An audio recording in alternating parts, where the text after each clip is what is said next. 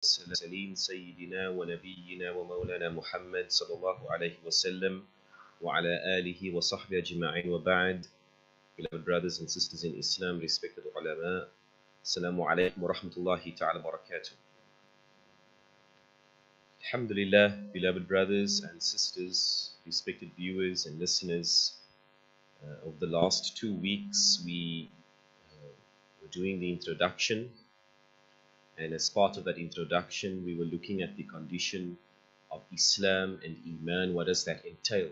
The actions are fit to be accepted. And then this evening, inshallah, as the last section of the Muqaddimah, the introduction, we are looking at how the rulings of Fiqh are structured. And so we know that Allah subhanahu wa ta'ala confirms in the Quran that our purpose being created is that we are in the worship of Allah subhanahu wa ta'ala. Illa liya'budun. We have been created except for the purpose that we must be in ibadah. That is quite a mammoth requirement. Every moment that we are in this dunya, we are in ibadah. So when we translate this particular teaching to the area of fiqh, we recognize that any action that you and I engage in, any action, anything that a Muslim does, must have a ruling that applies to it. And some actions are explicit ibadah, and others are implicit, indirect ibadah. But a believer is always meant to be in a state of worshipping Allah subhanahu wa ta'ala. There are moments when we can't actively remember Allah subhanahu wa ta'ala. One such moment would be going to the toilet. It is unbecoming to be in remembrance of Allah when you are seeing to a bodily need. That is why we say ghufranak, we seek the forgiveness from Allah after we have gone to the toilet, because we could not be in Allah's remembrance in that moment. So we seek Allah's forgiveness. Ya Allah, forgive us that for those few minutes we could not be in your active ibadah, because it is unbecoming. So this evening, very briefly, we are looking at the 5 categories of Shari'i rulings. We always ask ourselves, what does the Sharia rule regarding this particular action? And the 5 categories that we have, which might be familiar to some of us, might be new for others. The 5 categories are, as we have it in the books of fiqh, and particularly in this book, the author categorizes 5 ways or rulings that exist in the Sharia: wajib, mandub, mubah, makruh, and haram. These are the 5 rulings that any action a Muslim engages in must go into one of these areas. It must be governed by one of these. And it actually allows us, my dear brother and sister, to think about some of our actions. If I had to, sometimes when we are teaching maybe younger kids, teenagers, we ask them, okay, if you play a game of soccer, what is the ruling? You'd be shocked. Some might say sunnah. I don't know if there's a hadith where the Prophet scored a goal. So we reflect on any action that a believer engage, any action. To kiss your wife, what is the rule? Your wife, I didn't say girlfriend. Girlfriend's haram, bila shak, without any doubt, But there's a ruling for everything. And this is what the ulama have written. Whatever we do is either wajib, mandub, mubah, makruh, or haram. Wajib, within the Shafi'i madhab, is the same, has the same effect, the same meaning as fard. We sometimes hear the term fard, it is compulsory. In the Shafi'i madhab, it has the same meaning. Wajib and fard are used interchangeably in the Shafi'i madhab. The Hanafi madhab, it has the same effect, but differing usulul fiqh definitions, how we came to that particular obligation. So wajib, fard, means, of course, as we might know, but for those who are learning as well, the action is compulsory. And so the beauty of this is when you engage in something which is wajib, it is compulsory. Allah has made it compulsory for you, and you still get reward. It is compulsory, and you still get reward. And in fact, we establish a particular sort of dichotomy that as a believer, we move between two areas, reward and punishment. We seek to obtain more reward and to stay away from punishment. And so the Sharia rulings essentially are divided between these two ends of this continuum. So wajib, if you do it, you get reward, and if you don't do it, you will be punished. Mandub is a category in which we put all actions which are recommended.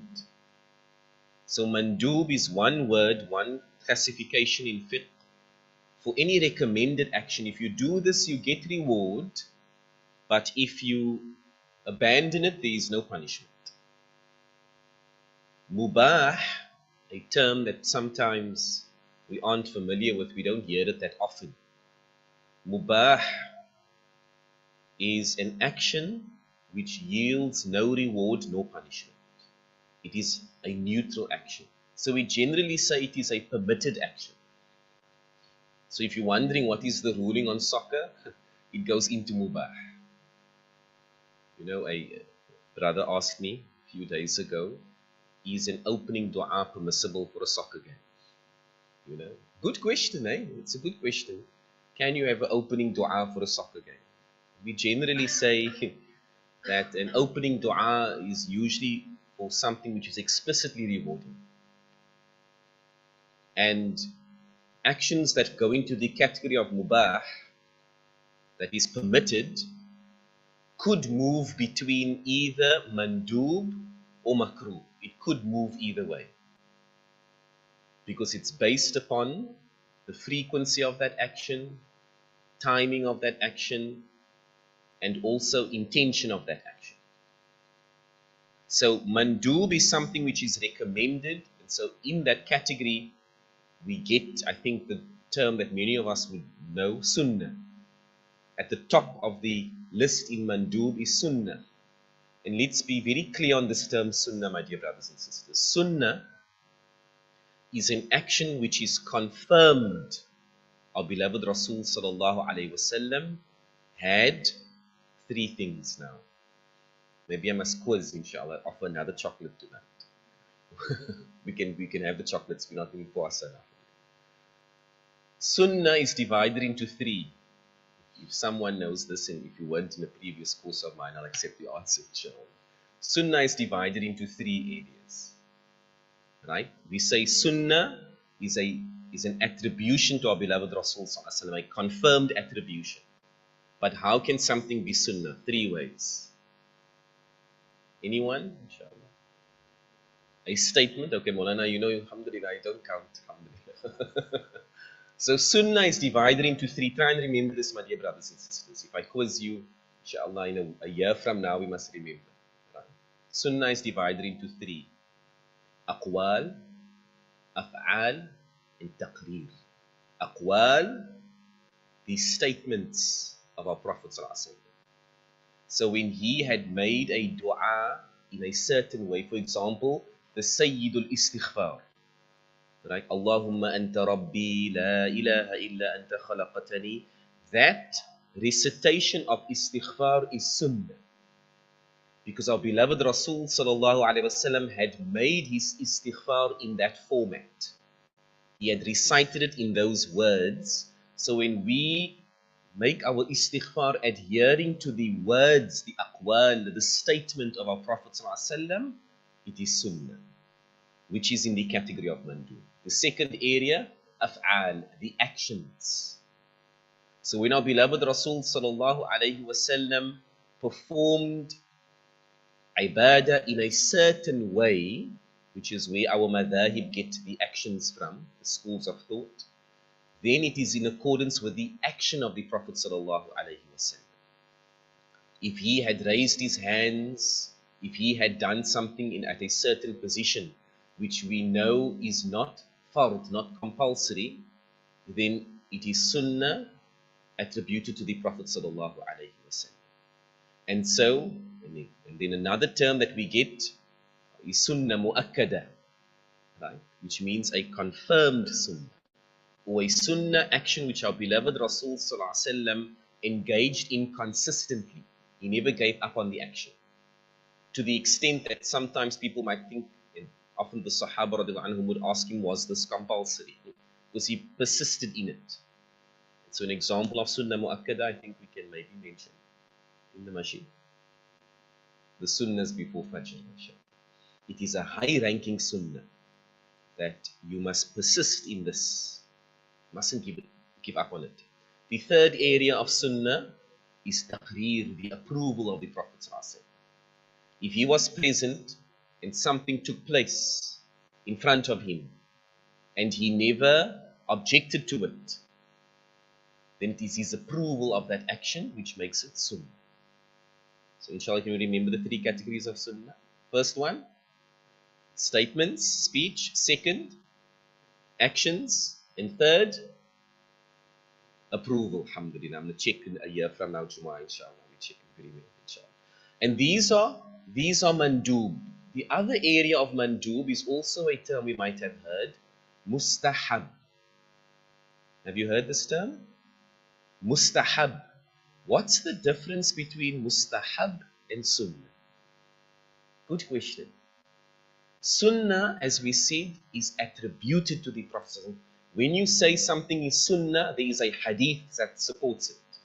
So a common mistake that we have is we sometimes say, oh, I think this is sunnah. Now we must be careful. We only say something is sunnah if we know there is a hadith that supports it. If not, then rather use the term mustahab. Mustahab is a term we have in fiqh when ulama have said it is good to do this. It is good to do this action. There would be reward. They have applied some rules, and so they recommend. So in many madhahib, the ulama write, yustahab, it is good to do this action. In today's time, we can also apply to common phenomena, for example, for an alim to say in a Jumu'ah, in a talk, when you take out your phone, it is good to say Bismillahir Rahmanir Rahim. Now we can't say it is sunnah. Like someone said, Ya Allah, it is sunnah to eat a kusista on a Sunday. Now you can't make that statement because that is lying. You are attributing an action to the Prophet. There's no hadith. But if an imam said to you, Maulana said to you, it is very good to eat a kusista on a Sunday, then you can say to your children, it is mustahab. It is a good action. There's maybe some reasoning behind it. So mustahab and sunnah is under mandu. Mubah, neutral, no reward, no punishment. Makruh, something which is offensive. So with makruh, if you stay away from it, you get reward. And if you do it, you won't be punished. But the ulama generally say, don't engage in makruh actions too much, because then you shift towards haram. If you persist in something makruh, then you can move to haram. And haram, the word that all Muslims know really well, forbidden. Haram, forbidden. This action, if you stay away from it, reward. If you do it, punishment. So a very nice way of visualizing this is that wajib and fard, it is compulsory, there is reward if you do it. Mandub goes into sunnah, sunnah mu'akkada, and mustahab. You get reward, but if you don't engage in it, you won't be punished. Mubah, a neutral action. A mubah action can become, so let's maybe take a soccer game, hypothetically, or any form of recreation is usually mubah. A form of recreation, let's say gymming, right, can be mubah. There's no opening dua. It's a good way to check, right? There's no reward, no punishment, but a mubah action can shift to mandub, something that is recommended. How can we do that? Let's say someone decides to gym a little bit, 10 minutes of gymming before Taraweeh, before Isha, right? Because it's going to get their body going and they'll be stronger for Taraweeh. So if that occurs, some exercise before your ibadah, because it strengthens you, then that action that has led to goodness becomes good for you. But we can't make it, sunnah, definitely not. And we definitely can't make it wajib. Everyone must gym before they make Taraweeh Salah. Then in action, gymming in Ramadan, or soccer or anything that is mubah, you engage in it and it tires you that your ibadah is negatively affected. Now you want to play soccer. No, I heard the Sheikh say it is mustahab to play soccer. Now you are tired for your maghrib, your taraweeh. So that action that was mubah now became makruh.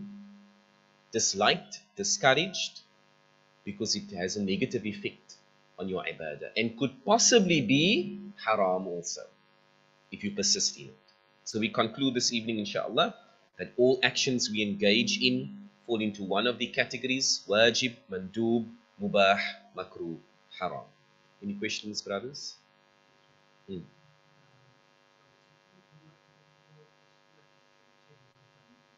Yes.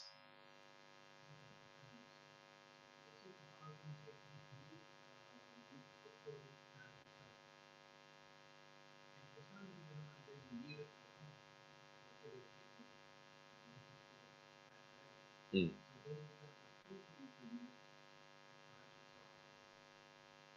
Okay, so Haji, you are correct in one angle. The question is, if you are accustomed to doing a sunnah action and you leave it out, it becomes makruh. So I think, I'm speaking under correction, but Haji might be, so generally no, it won't be makruh. However, if you are in your salah, so a good example of this is the qunut of Fajr. So the qunut in Fajr is sunnah for the Shafi'i. But if you are accustomed to it, to leave it out is now disliked. That is why if you are in the habit of making qunut in Fajr, which is sunnah, and you never made qunut in your Fajr, and you now realize you are going into ruku' sujood, and you never made qunut, you have to now, in accordance with the Shafi'i madhab, make sujood to sahwi for omitting that action because you were accustomed to doing it. So maybe Haji might have taken that teaching and extended, but generally it won't be something which gets the ruling of makruh just on its own. Mm. Mm. So Haji means like a sunnah action you do every day, right? And you now stopped it. Would the ruling of makruh apply to you? It could, but it again, makruh doesn't yield any punishment. So maybe in that person's life, in that person's lifestyle, it would be disliked for that individual. So you makruh doesn't give. So if you left it out, there's no making up for it. A person who makes the tahajjud and now the waqt of fajr enters, the adhan goes off, hypothetically. Now you're thinking, okay, it is a makruh act. So do I delay a fard for something that was sunnah? No, you won't. But now we can get a good example of sunnah mu'akkada, of the fajr salah, which is sunnah.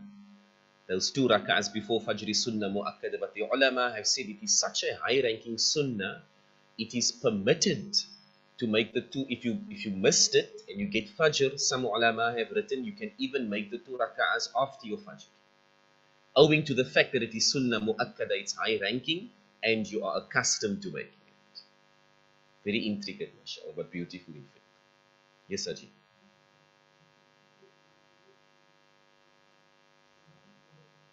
No, mandub is rewarded. Mandub contains sunnah and mustahab. So it is rewarded, but not, and if you omit it, not punishable. Yeah, sunnah is different. Yeah, sunnah is rewarding. And when it comes to the category of sunnah, we are encouraged to adhere to it as much as possible. That's why you might find even ulama taking a sunnah action and pushing it into wajib, because they find great merit in that particular action. Yes. But mandub, yes, it is rewarding if you engage in it. That's where your extra reward essentially lies. Inshallah. Yes.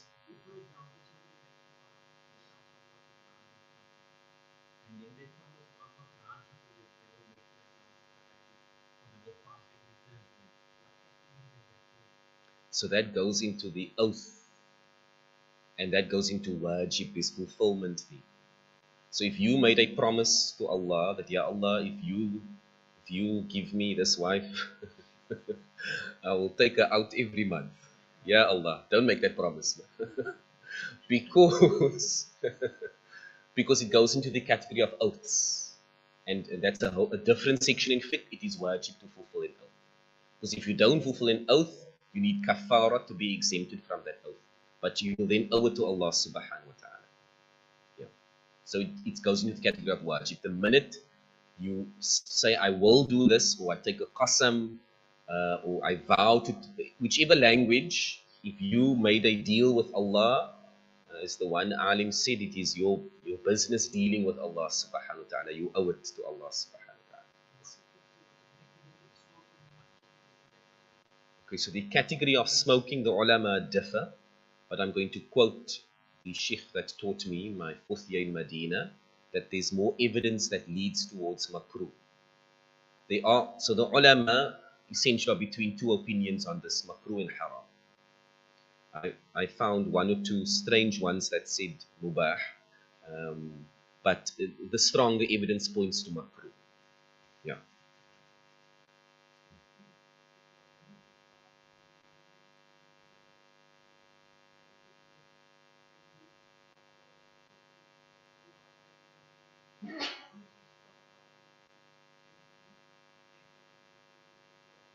Very good question. If you are accustomed to fasting every Monday and Thursday, which is sunnah, and we reach nisfu Sha'ban, ruwa, which of course after that period fasting is makruh, not haram. But if you are accustomed to an ibadah, you can continue. But one won't implement it after nisfu Sha'ban, after ruwa. Then you can continue with the fasting if you are accustomed. Inshallah. Jazakallah khairan. Wa sallallahu wa sallam ala